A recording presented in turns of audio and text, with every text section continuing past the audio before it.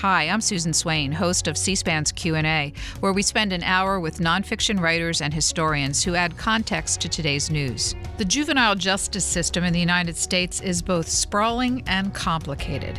This week, we're joined by best-selling author and journalist Jeff Hobbs, who spent more than a year inside three very different facilities in San Francisco, Wilmington, Delaware, and New York City. It's an experience he recounts in his new book, Children of the State.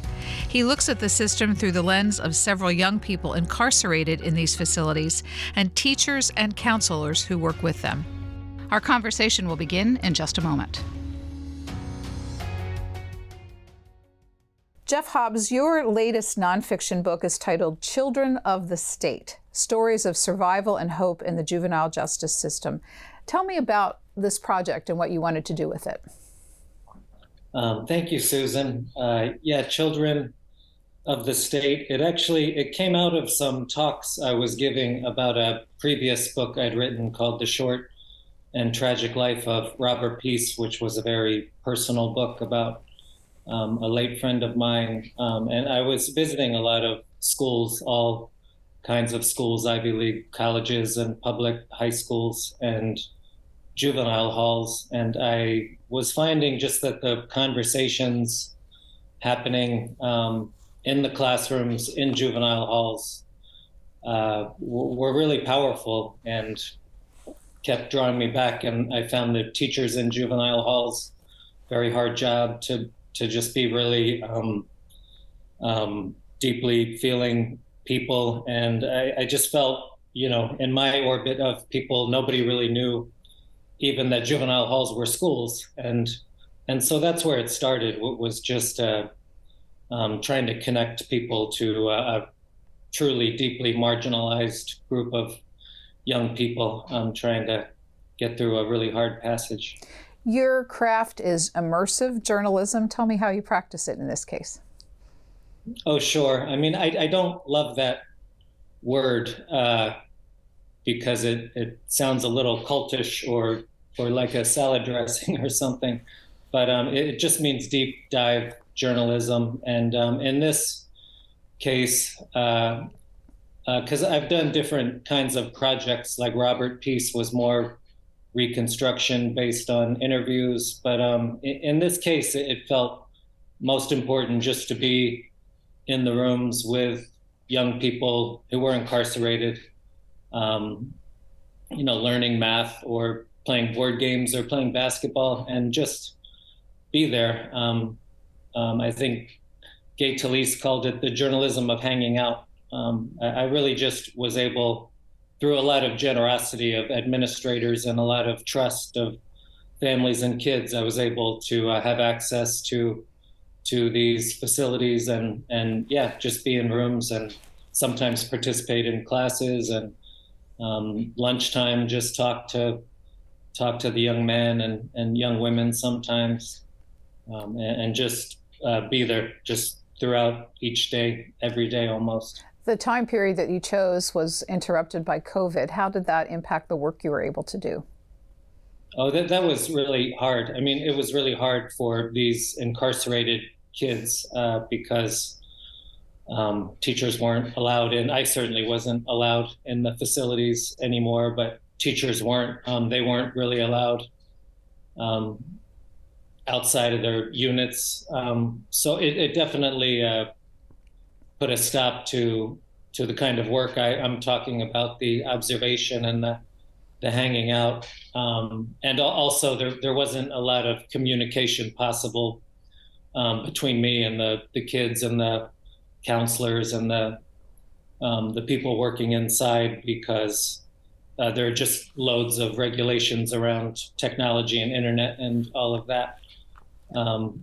So it was just hard to think about what all of these kids that I'd come to know pretty well were going through in this really severe quarantine, without really being able to talk to them for Every state, of course, has its own juvenile justice system. You chose in your book to focus on three programs, one in Delaware, one San Francisco, and one in New York City. From such a big and sprawling set of possibilities. How did you focus on these three particular ones? It's a vast system, and it's important to know that the juvenile justice system is locally run, not just state by state, but county by county and city by city. So it's this really huge and confusing and convoluted landscape. So you can imagine a family going through it. But I had previous connections with each of these entities, and that I'd visited maybe. Why I chose them is because they're very different facilities. San Francisco is more like the youth equivalent of a county jail. It's where kids go between being arrested, but before they actually see a judge to find out what's going to happen to them. And so there's high turnover. It's very chaotic. Kids are going in and out to the court building next door in shackles. It's a hard place to live. It's a hard place to teach. And in contrast, the facility in Delaware, which is not far from where I grew up, and I actually played sports against this juvenile halls team when I was in high school. I didn't play very well, but that is a detention center where the kids there have been adjudicated by a judge. They know they're going to be there for 3 months or 6 months or 12 months. So it's harder in certain ways, but the atmosphere is a little different. It's almost more stable, though that might be hard to believe. And then Exalt in New York City is it's actually a diversion program. It's a very intensive life skills / fellowship / internship program for young people who have already been through the juvenile system. And it is a pathway, hopefully, back into regular high school and maybe a job, and hopefully for some even college. You say in the outset that it took courage for the people that you profiled to agree to participate. Why do you think it took courage? Many different levels of courage. The primary being just safety. I mean, these are places where if you can think back to high school, even like a normal high school, and being a teenager where standing out in certain ways made you really vulnerable and could feel unsafe. And so imagine that feeling in juvenile hall where standing out, putting yourself forward, putting your story forward in a certain way can be really dangerous. It can put a target on your back. And so I was asked, I was there for a long time, so everyone knew me, and I don't think it was that big a factor at the end of the day, but it did take a lot of courage for young people to sit with, this awkward white guy in a button down and just put themselves out there. And then in a bigger way, a more existential way, these kids have all been through a lot. I would say, I can't say every single kid in juvenile hall has experienced pretty severe trauma in their lives through abandonment or neglect or addiction, poverty, certainly, all these things. But I can say every single kid that I met in juvenile hall has experienced trauma. And it takes a lot of courage to revisit that, even the shallow surface of that. Well, on the flip side, you say that you were given a number of warnings by the administrators to prepare yourself for the possibility of deaths in the juvenile justice system. Yeah, you lose people, and I was told that that happened, and I remember I sat kind of early on with a history teacher in the Delaware facility who was a really great teacher. He'd been doing it for over 20 years. So teaching this population really was his calling. And I asked him what success was for him. And he said when he started, when he was younger, that he thought he was going to get kids into college just through his pedagogy and his energy. But over the years, seeing it over and over, that he now sees success for him as a teacher just as kids surviving. So over the course of time, I did get calls that Tickles was killed, Buck was killed, shot. And also a different version of that, you get calls that someone has killed. You know, there was a student who features prominently in the book who was going through a lot and had lost his brother to violence. And I was pretty close with him. He was bright, he was funny. Everybody was worried about him getting out and some of the decisions he would make. He was about a year and a half ago convicted for murder. So it's all really, everybody in there, kids and adults, feels it. It's hard. So before we do a deeper dive on the three facilities, the three books as the way you organize them, explain to me what the appropriate language is for this system and the young people who are in the middle of it.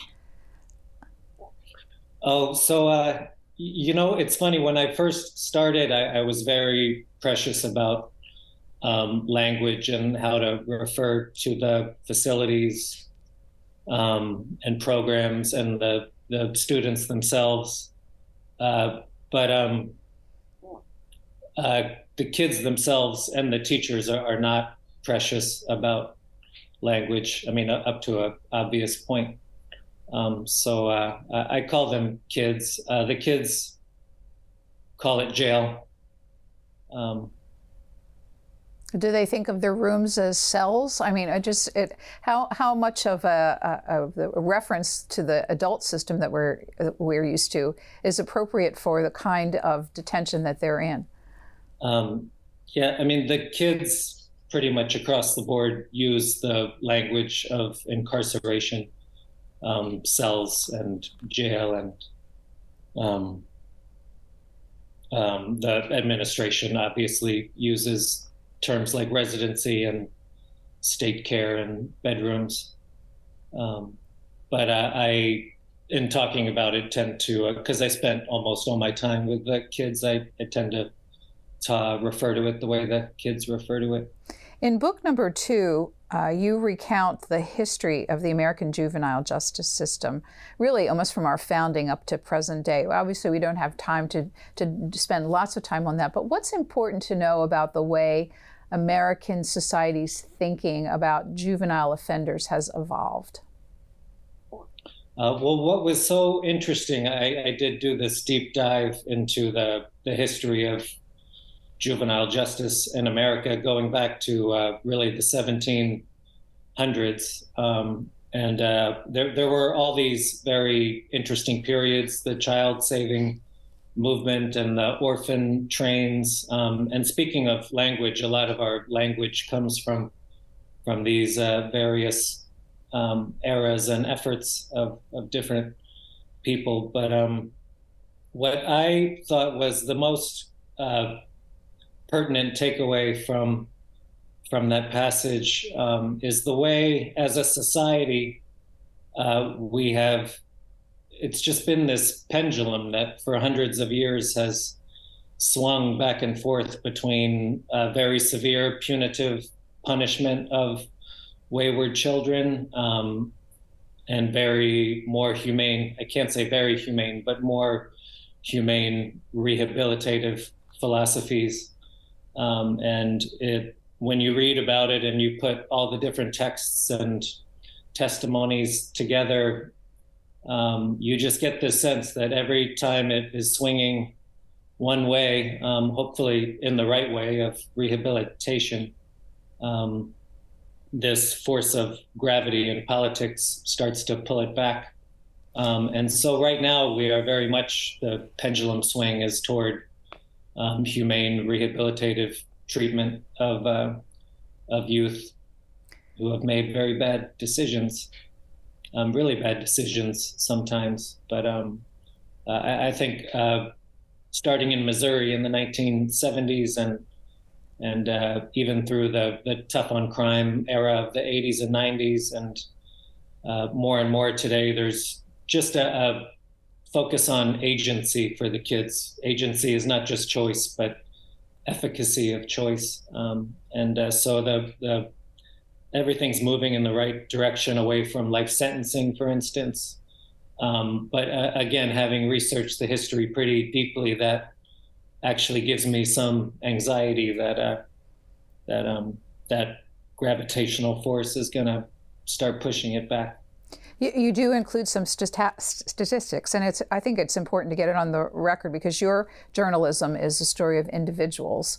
But just so people have an understanding of the size of the population, you said that over the past decade, 2 million minors have been arrested in the United States per year, 30,000 locked up in secure facilities on any given day, high turnover, roughly 150,000 young people spent time in jail, even if only for an afternoon in the span of a year. That's recent numbers.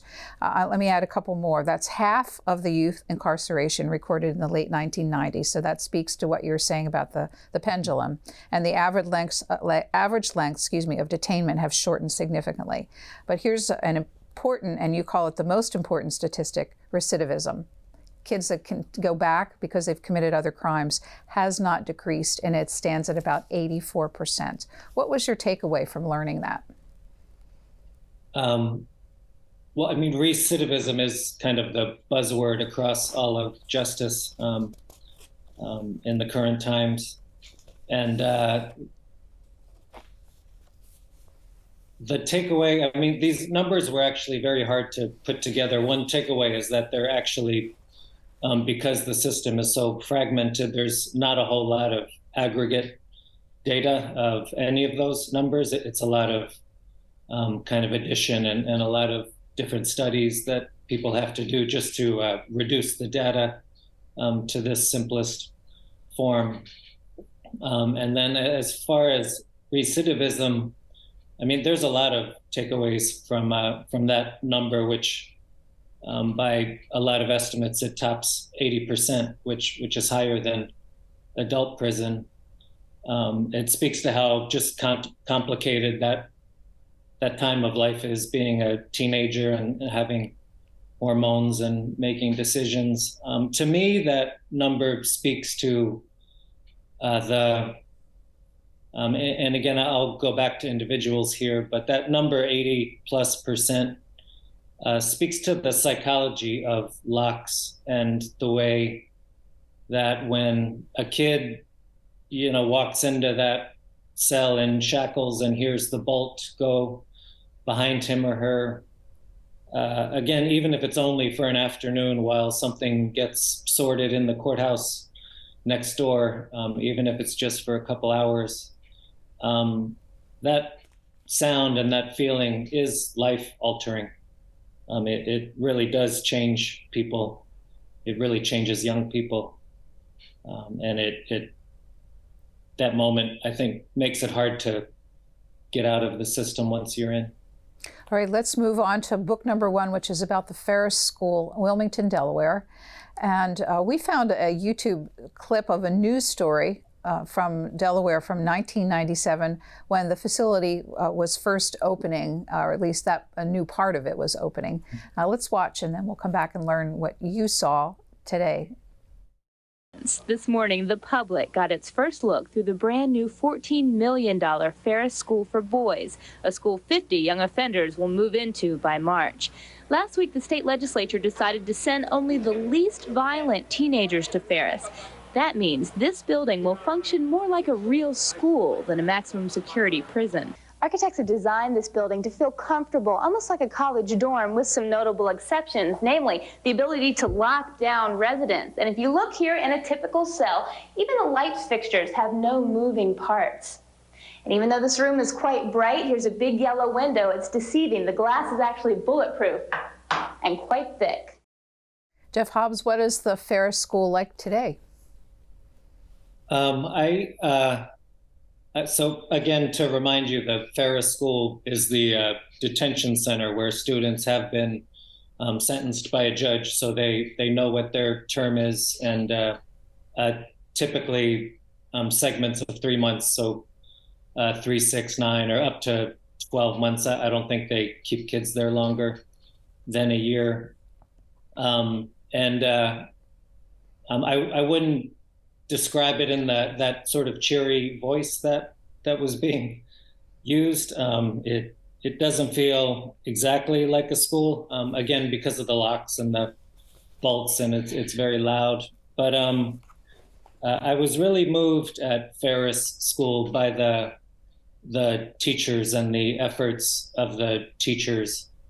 The population's a little smaller. There's typically around 30 kids there these days. So the education wing is sort of an L shape of classrooms around a library that doesn't have a lot of books in it, but it's a good meeting place. But headline, I would say it doesn't feel like a school. I mean, it does feel like a juvenile hall. There's a lot of friction, a lot of arguing, just minute by minute, because when you have a lot of adults telling a lot of kids what to do and where they can and can't go, there's going to be friction. What would a typical day be like for a young person confined to this facility? Well, they start pretty early, and meal and some rec time in the gym, which is mostly basketball. And there's a pretty nice gym there. But the meat of the day is a really regimented school day. It's like 3 classes and then lunch and then 3 more classes. And then at this detention center, they have a pretty robust sports program with a coach who's been doing it for a long time. They even have a football team and a lacrosse team, and I'd love to talk about that later. But yeah, there's about 6 classrooms, and the students basically spend all day shuttling between math and English and financial skills and home ec. There's no science classes because you can't have that kind of equipment or the textbooks in a juvenile hall.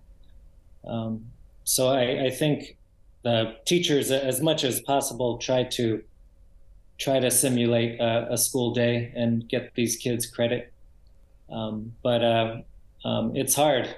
Just there's a lot of mental illness, and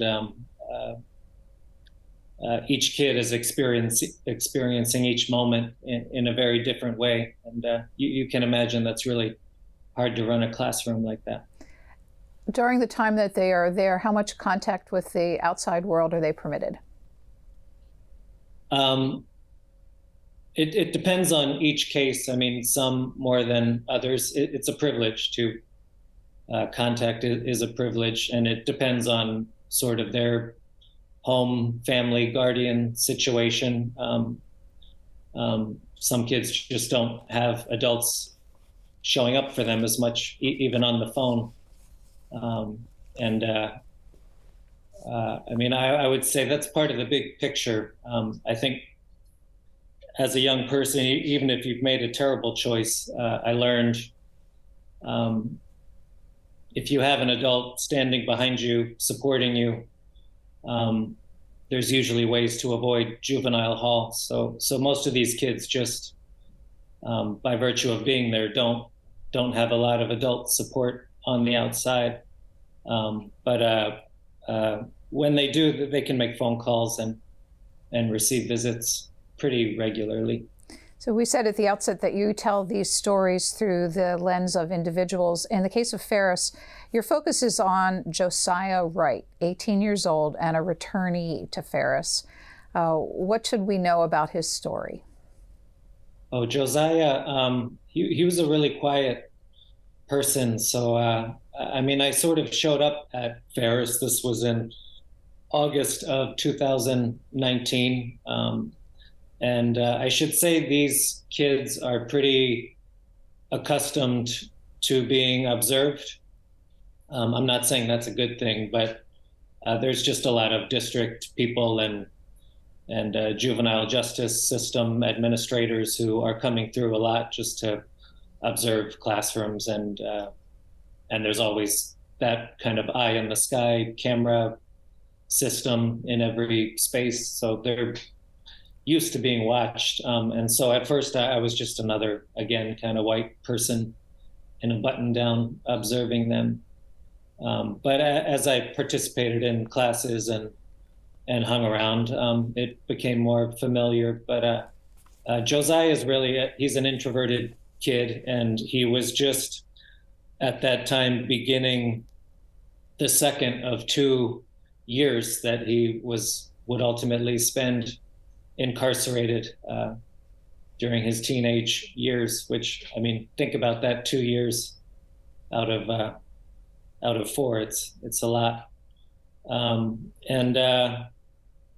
At first, he didn't seem to want much to do with me, and I totally respected that. Some kids did, some kids did not. But as the weeks went on, he would maybe sit next to me sometimes and just ask what I was writing about, and kind of, I just said, I'm writing about, the stories, your stories, whoever is comfortable sharing. And ultimately he kind of, it was his decision. He said, like, maybe we could meet for lunch. I have some things to say. I've seen some things. And I think the most important thing to say about Josiah is that right around that time, this was in the fall of 2019, he had spent so much time in juvenile hall at that point that he'd actually earned enough high school credits through juvenile hall classes to actually finish high school on time, and beyond that, even contemplate some kind of college option, maybe vocational school or community college. So at the same time I was meeting him, and he was sort of becoming interested in talking and telling his story, he was also encountering this pretty huge life juncture where he was actually faced with deciding whether he was going to try to graduate high school and go to college and have that life, or not, or go back home and do whatever he'd been doing before juvenile hall. So it was a pretty powerful moment to be with someone. With the help of a great many very dedicated people, Josiah actually was accepted into a community college in upstate New York. And this is an inner city Wilmington, Delaware kid going to a place that he'd never been to before, into a college campus. How did it all turn out for him? So he did, long story short, make that hard decision. And I talked before about sort of safety and vulnerability when you're standing out in that environment. And he endured all that and did the extra work, and with a lot of help from coordinators and special counselors and teachers, got college acceptance. And then what happens is, a kid like Josiah is in juvenile hall, and it's kind of this great conflict of the juvenile justice system that I encountered, because you're incarcerating kids, in jail-like environments, and that's often kids who haven't done anything all that bad, and that's wrong. But while they're in juvenile hall, Josiah was just surrounded by people who cared and rooted for him, kids and adults, and got him to this place of being able to go to college. I don't think that would have happened otherwise. I know it wouldn't have. And yet, if you can imagine that same kid being kind of dropped off by a bus in the middle of New York State, and it was unfortunate. Just it happened to be the timing. It was the middle of winter. It was still COVID measures, so the campus was half full anyway. And so he was 6 or 7 hours from anyone who loved him in this totally new environment, and without, again, this really tight orbit of people who just intensively cared about him. And so he got there. He earned his way there, but then, as you can imagine, maybe if you think back to being 18 years old and feeling alone, he got really homesick and really depressed, and he didn't last very long at college.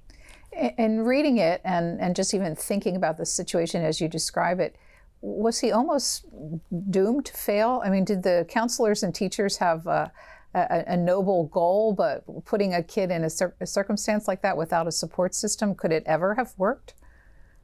Yeah, the goal was so noble. Josiah did work hard, and he got a lot out of that achievement. But there was when he did drop out and come back home, he was actually there also on a lacrosse scholarship, which is a whole other kind of interesting factor of the story, because he learned to play lacrosse at this detention center. But I think when the dust settled and he was home and he was safe, and got a job at a boys club and started moving forward with his life in a different, but still, I would argue, pretty positive way. And the teachers who'd pushed him were able to step back themselves, and try to separate kind of their own hopes and the threads of the story that made them feel good versus what maybe was best for Josiah and what he was capable of. That they could maybe start to talk about how mistakes were made along the way. But if you look at the greater landscape, this whole situation, the fact that he even had to go to New York State, speaks a bit to how hard it is to find placement for any kid with a juvenile record. Even vo-tech schools, most of them locally around Ferris, weren't accepting kids who had been in juvenile hall. So there's that. There are not a lot of options. We have, I'm going to jump in. We have about a little more than 25 minutes to go in our conversation. And we've got two more stops on your journey. The second one is Woodside Learning Center in San Francisco. And here, rather than focusing a great deal on individuals, detainees, you focused on two of the administrators, Chris Lanier, the principal, and Megan Mercurio, English teacher.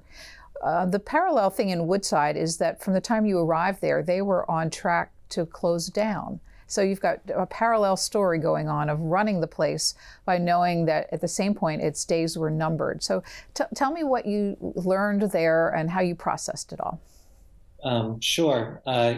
Yeah, Woodside, just to set the scene a little bit, Woodside is this, I mean, if you imagine a prison, that's what it is. It's this big cinder block structure. It's massive, and it is on top, but it's on the top of Twin Peaks neighborhood in San Francisco. So you're in this beautiful neighborhood. You're looking down on the Golden Gate Bridge, and on clear days, you can see the water, but these kids are in this very archaic building, and I mentioned it's a place with high turnover, very chaotic.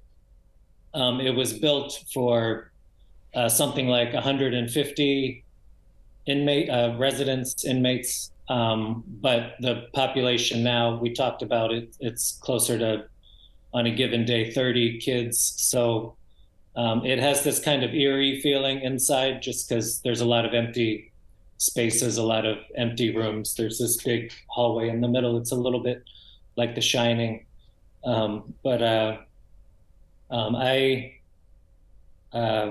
Chris Lanier, the principal, and Megan Mercurio, one of the ELA teachers, are just tremendous educators. And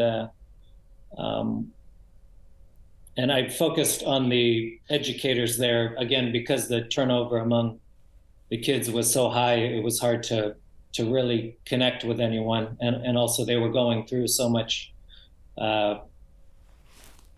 chaos with judges in the court system. I mean, it was a hard place, but there was this team of educators there, and they were so special and so consistent. And yet, as you mentioned, there was this city movement to shut down the juvenile hall system. And as with a lot of political movements, it encompassed not just the system itself, but the people associated with the system, even the good people. So these were teachers kind of fight, teaching those kids. It's a noble battle, but they were also themselves at the mercy of these systemic decisions going on that were en route to taking their classrooms away. It seems hard to imagine being able to run a school with the student population shifting on a weekly or monthly basis. There's just absolutely no consistency to your exchange with the students. How did they do it? Yeah, I mean, even on a daily basis, kids would just be there in first period and gone in third period, and new kids would be there. And if you can imagine, like at Ferris, with some stability, they could group kids to some degree according to their academic levels. But in San Francisco, you had kids reading at a second grade level in class with kids reading at a 11th grade level. And I think they do it by, I want to describe Megan, which if you picture like a juvenile hall teacher, you would probably imagine a pretty hardened person who had seen it all and maybe had a pretty tough exterior to kind of deal with everything around them and mete out discipline and all of that. But Megan was this person who actually absorbed it all, this very sensitive, empathetic person. She cried at some point pretty much every day, just because she was feeling it. And the kids had really hard stories. And usually teachers like that don't last very long in a job like this. But Megan has been doing it a long time, almost 15 years now. So I would say their philosophy at that school is just to create that space where you can look a kid in the eye and ask them what's going on. And when you create that space, I don't mean to get too kumbaya, except that I've seen it happen and I've seen it work. It does settle people, and it does make things easier. You dedicated the book to one counselor that you met there, Mama Rose. Who was she? Oh gosh, yeah, Mama Rose. She was a counselor there. So when I say counselor, it's what you would think of as guards, and what most people think of as guards. But within the juvenile hall spaces, the people responsible for discipline, they actually spend more time with the kids than anybody else, including the mental health counselors.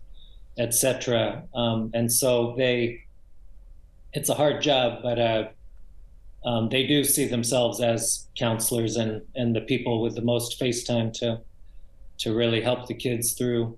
Anyway, Mama Rose had been doing that job for over 40 years, and mostly in the girls unit in San Francisco. There was a female unit, and she was just I could go on and on. She was a very special person, in the sense that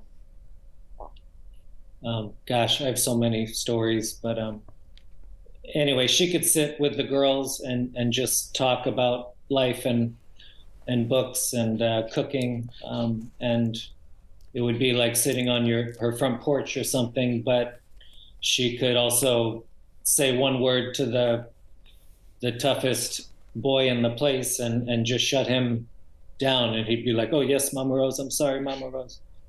So she was that, and we miss her. So I thought it was appropriate to make that dedication. Did Woodside close? So it's still open. I was there.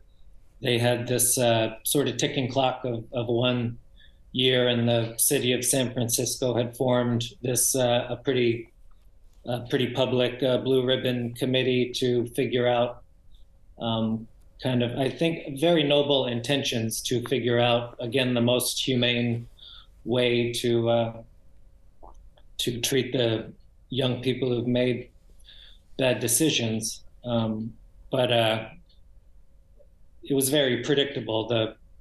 The issue of juvenile justice is way more complicated, even in a pretty small city with a small juvenile delinquent population.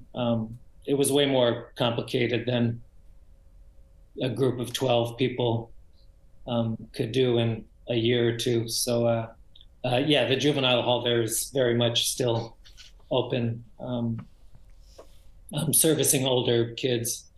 But I mean, as Chris Lanier, who's the principal, I haven't talked about him, but you know, a really good guy. His career's in special education. Didn't like working in a prison-like building, but as this committee was making plans and generating pictures and things, one of the things he said was like, you know, if a kid shoots a gun at someone, he can't go to daycare. He needs supervision. So they have to account for that. And that's where the system gets really complicated and really messy, is the kids who've made really bad decisions and really are dangerous. We have about 15 minutes left. In New York City, a very different kind of program called Exalt. Along with your time there, CBS News visited in June of 2021 and did a story. We have just a clip from that to show. About 2 years ago, Rafael Soto was on the wrong path, incarcerated and at a crossroads. I had two choices. It was either keep messing up or else try to do something different. So when I got referred to Exalt, of course, took the chance. A chance he says changed his life.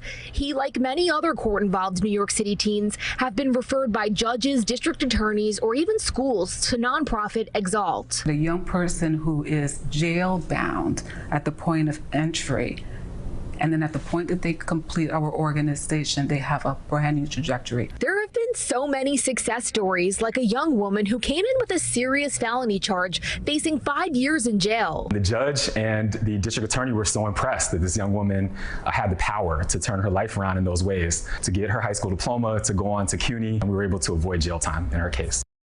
Jeff Hobbs, Exalt has been around for almost 20 years now, and so the city of New York must be pleased with its outcome.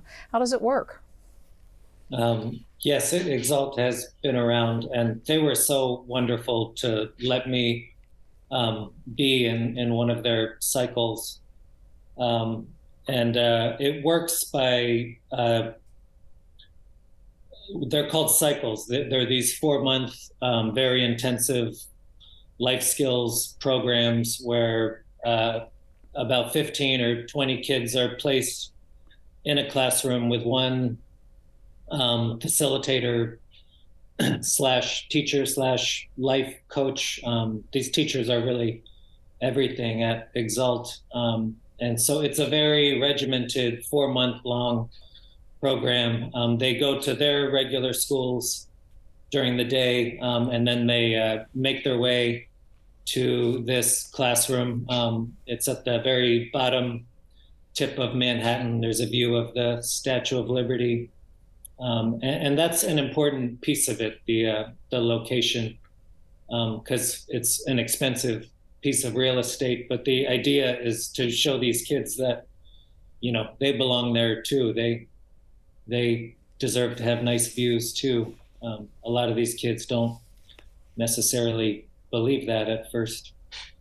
And so it's 2 months in the classroom, and then the second 2 months involves another very intensive internship out in the city, maybe at a law office or real estate or Parks and Rec or working in schools.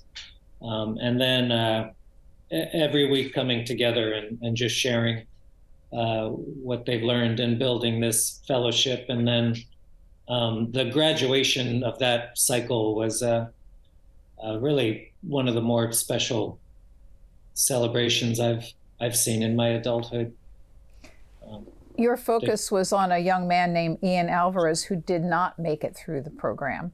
One telling sentence is in this section: Exalt asked quite explicitly for a reinvention of self. Ian desired a reversion to the self before the fight that put him in there. So it wasn't intentional that I would follow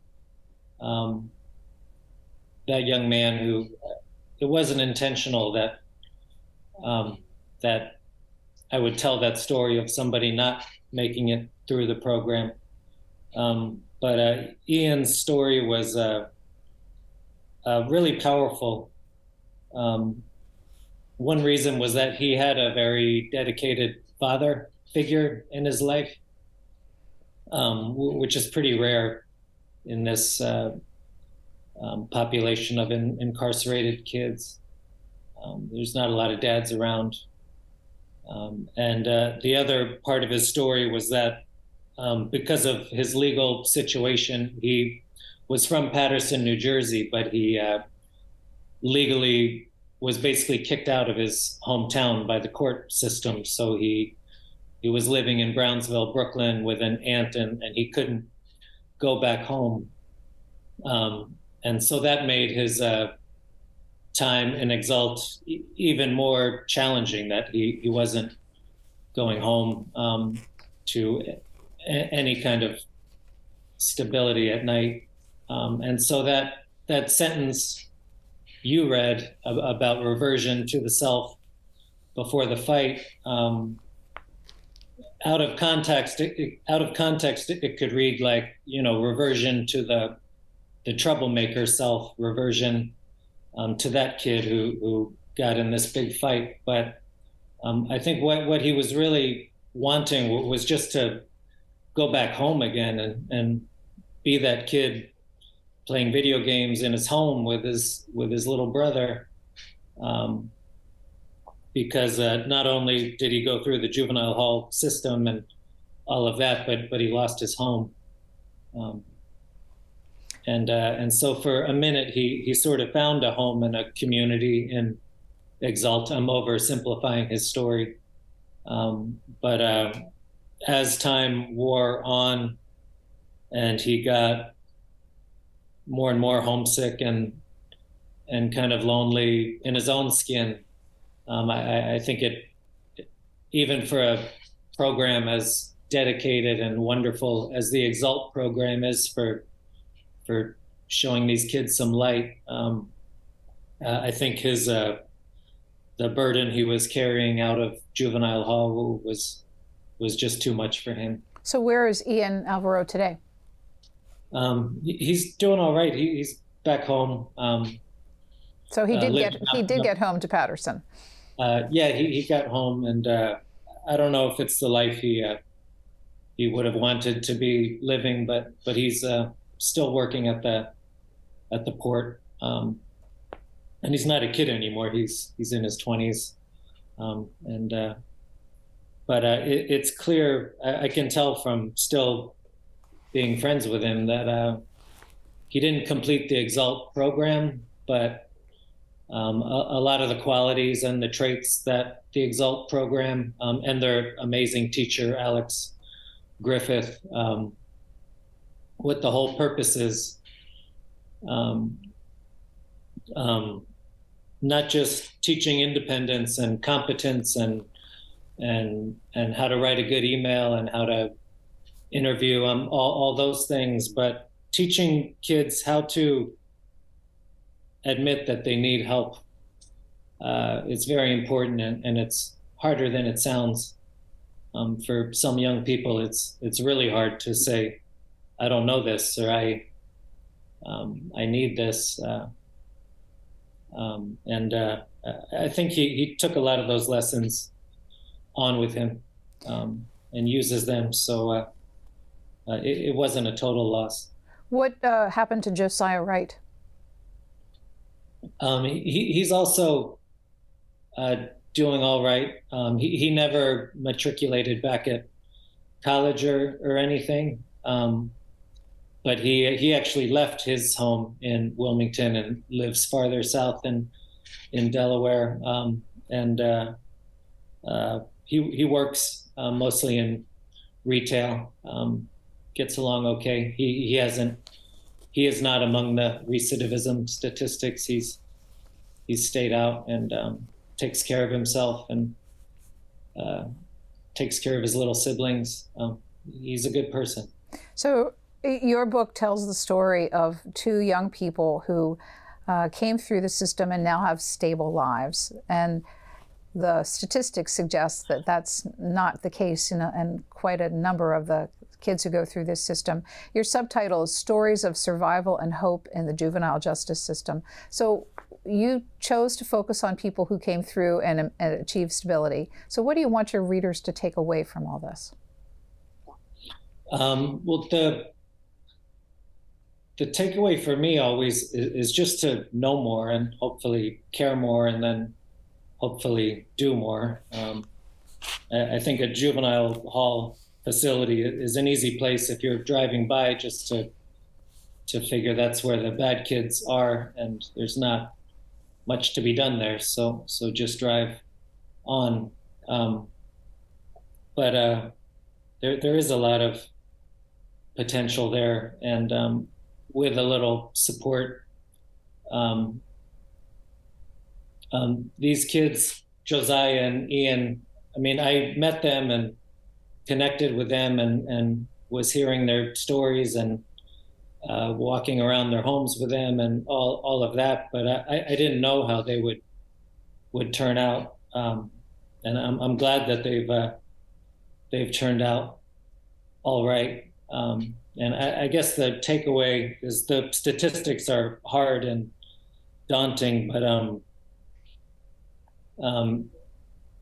it's not right to just forget about these kids. I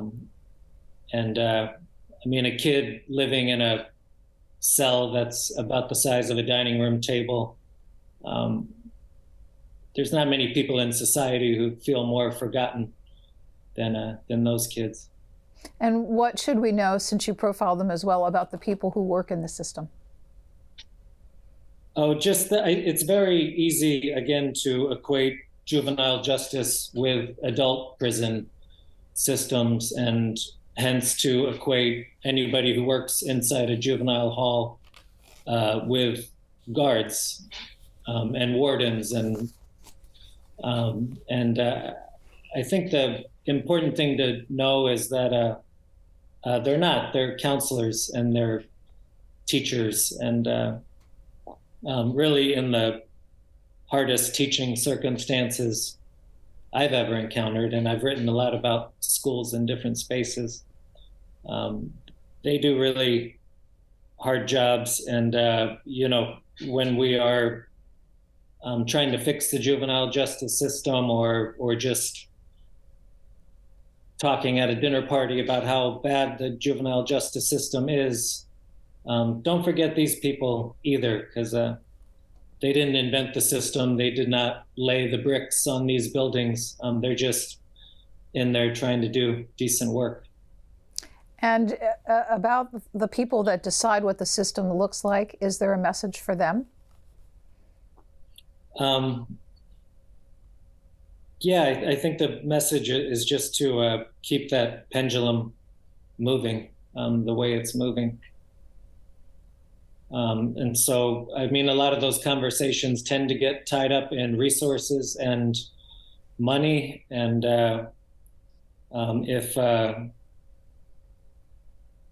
if all the resources went to the small number of kids who really need them, the kids who have done violent things, then I think everybody would be doing a lot better off. Journalist and author Jeff Hobbs, our guest for the last hour. His latest nonfiction book is Children of the State, Stories of Survival and Hope in the Juvenile Justice System. Thank you so much for spending an hour with C-SPAN.